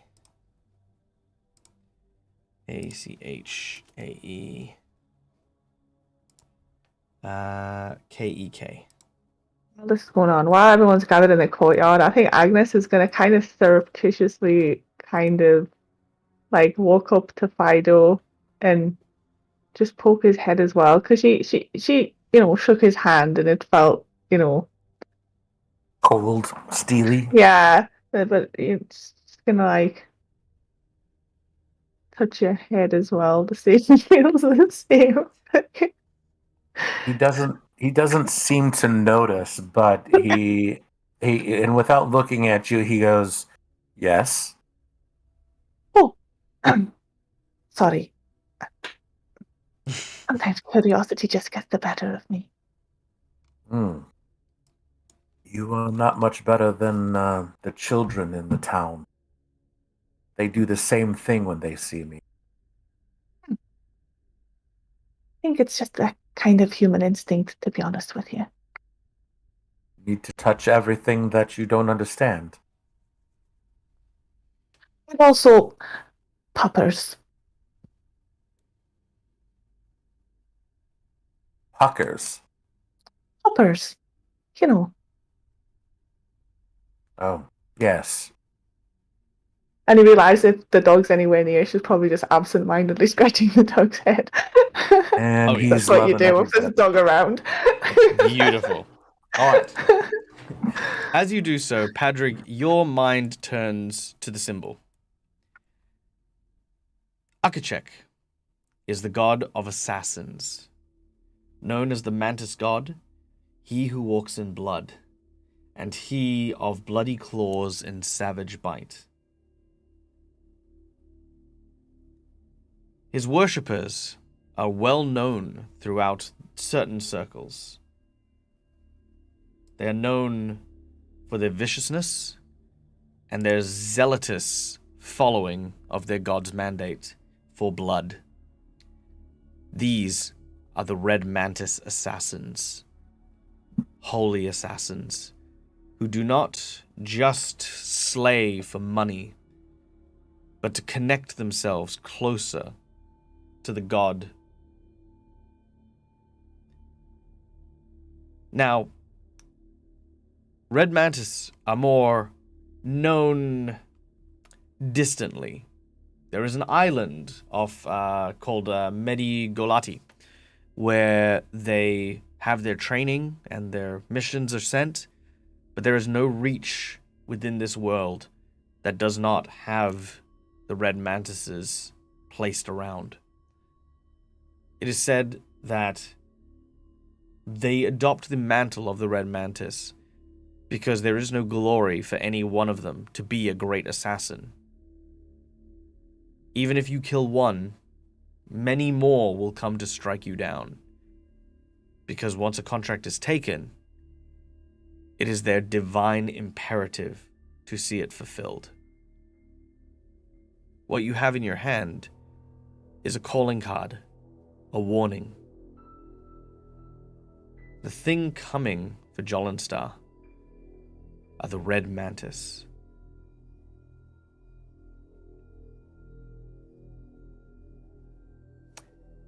Ah, well, that does not bode well for her. I've read about these, heard a little bit about them. This is an indication that I suppose you could call it a death cult, fanatics, holy assassins who think that taking out their target is the will of their god. And they don't stop. Leaving her here is probably not going to be safe for the rest of your guards, Captain. Well, Cressida's not with us anymore, is she? Oh, Well, also, usually, well, they're a bit more sneaky.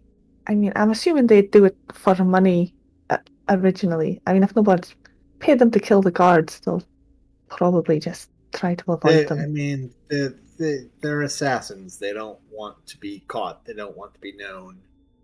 They're probably not going to do a full-on assault of the guards, but they are going to do everything they can to make sure that their kill is done. It's, like I said, it's a holy mission for them. It is doing the will of their god. They're fanatics. We should, at the very least, let Cressida know what's coming for their prisoner. They can decide what to do about it.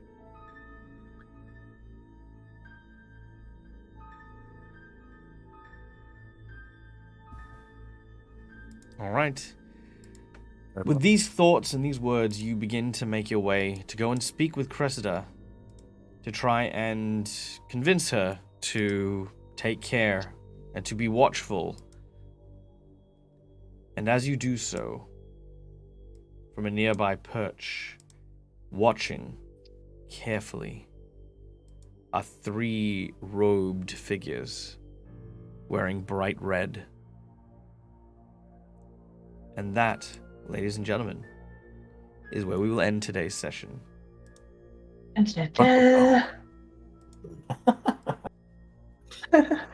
All right. Well, I hope you guys had a good time. I quite enjoyed today's game. You guys did absolutely amazingly. And welcome back, Fido. Yeah, welcome back. Yay, Fido. Thank you. Nice to be back. All right. No, it has been an absolute blast getting to play with you again. And getting to get into full swing of things. I'm over the moon with how today went. I think the whole encounter with Jolenstar was just absolutely wonderful. She's such a colorful character. In the actual adventure module that this is, she's actually kind of hand-waved a little bit, and I'm like, I mean, it's okay that that's the case, but I'm actually really glad that that we got to take a little bit more time and give you guys a little bit more of an incentive with her. And now that we've got the donation that has very generously come in, we're going to kind of see her kind of go in the same vein as Varric, where it is villain slowly blurring that line between good and evil to like help you guys out. Because right now, you guys have all the cards. If you let her go, even if you let her go, no, and we're pie. Yeah, we're Hence not gonna. the pie. Hence the We'll pie. bribe her with pie. But if you guys were to let her go and to basically be like, no, we're not going to convict you. We're going to let you leave. Consider yourself acquitted of all the crime you've committed. She would have absolutely. She would be lost. She'd be like, no, I need to. I'll go commit more crimes. How about that then? It's terrifying the notion of what's happening there. So you guys have a lot of power here with her, which I think is going to play really, really well into stuff like, again, I know Holly brought it up a little bit, but she kind of also bit her tongue on it, which is where to find Rolf, what you guys are going to do about that, so on and so forth. So next week should be a blast, and hopefully we will have our full table yet again. So yeah, thank you one and all for joining us. I hope you had a wonderful time. My name is Michael. I'm the Dead Aussie Gamer. This is my place. This is my face, and you can find it here a number of times per week. We will be back on Wednesday evening for more adventures with Rime of the... No, not Rime of the Frost Maiden. Rain of Winter. I always get the two confused because they're all so similar. They have letters and stuff. They do. They do. All right, so we are going to go and let's see, who are we going to go and raid? Ooh, let's see. All right, we are going to raid Scarlet64, who is playing Out of the Abyss. And she's going to take out her like empty one. Ooh, actually. Oh no, yeah, stop this that. one's Shh. No, that's fine. Actually, you know what? I would want to do Scarlet. I do. But let me just quickly check over at the Perception Studio guys, because they're doing some stuff. What are they doing?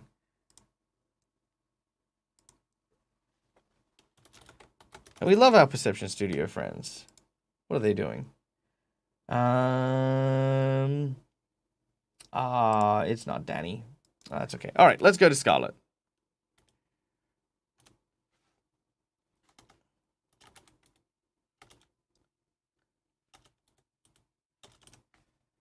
All right, Scarlet 64.